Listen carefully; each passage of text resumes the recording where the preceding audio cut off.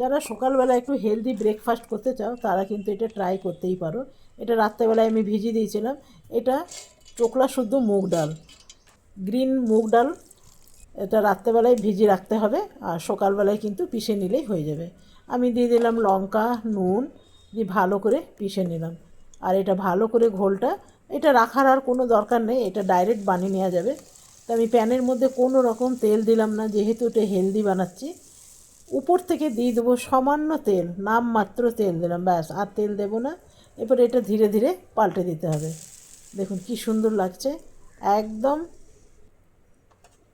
সুন্দর হয়ে গেছে, দেখছেন? এটা একদম হেলদি, তেল কিন্তু নামমাত্রই আছে।